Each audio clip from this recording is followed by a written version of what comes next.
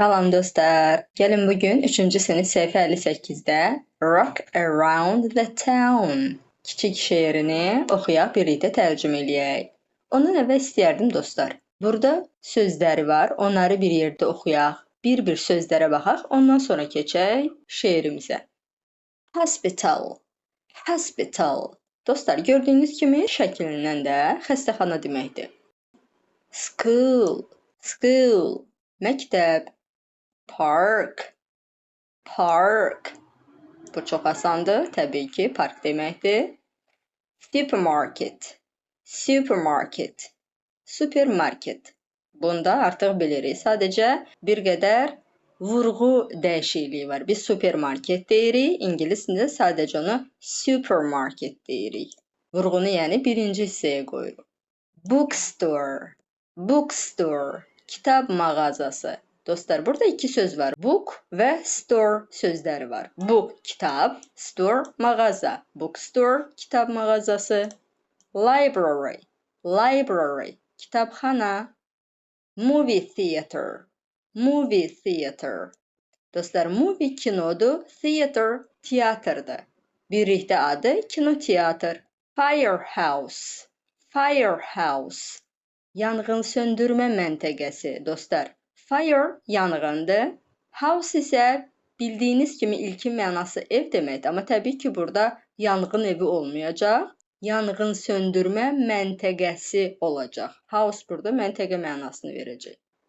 İndi isə keçək şeir hissəsinə. Rock around the town. Rock around the town. Dostlar, rock birinci mənası bəlkə də eşitmisiniz. Daş, qaya deməkdir. Amma burada daşla, qayanla heç bir əlaqəmiz yoxdur.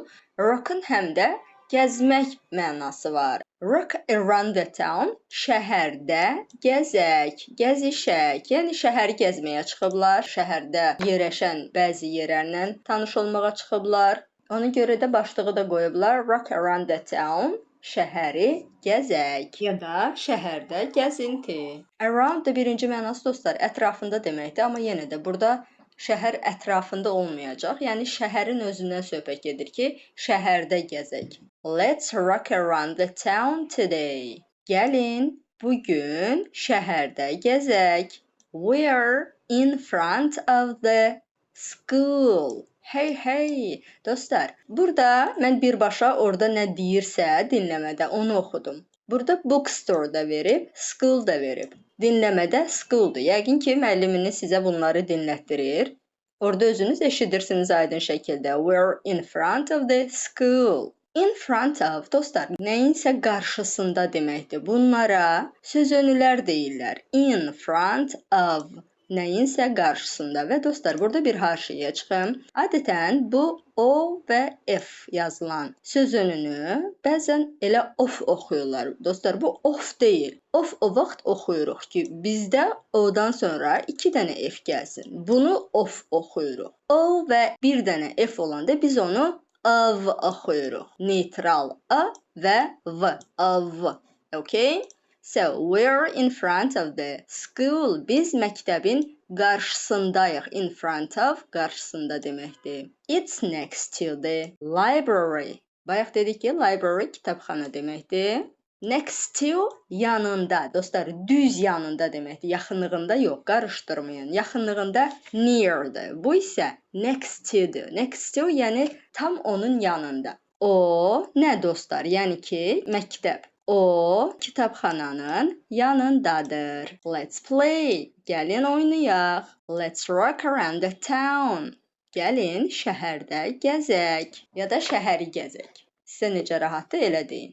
Let's rock around the town today. Gəlin bugün şəhəri gəzək. We're across from the park. Biz parkla üzbəüzük, yəni dostlar, əks tərəfindəyik. Across from something or somewhere nəylənsə qarşı-qarşıya olmaq. Yəni küçənin bir tərəfində odur, bir tərəfində bizik. Hey, hey, bu da dostlar xüsusi bir mənası olmayan sadəcə bir səsli çıxardıblar. It's behind the bookstore. Bookstore, dostlar dedik, kitab mağazasıdır. Book və store sözlərindən əmələ gəlib. Behind, arxasında. O, kitab mağazasının arxasındadır. Dostlar, nə? O deyəndə biz nəyi nəzərdə tutduq? Parkı nəzərdə tutduq. Okay? Çünki onun qabaqki cümlədə dedik ki, biz parkla əks tərəfdəyik. Yəni parkla üzbəüz tərəfdəyik. Park da kitab mağazasının arxasındadır. Burada bizim it olaraq işlətdiyimiz parkı nəzərdə tutur.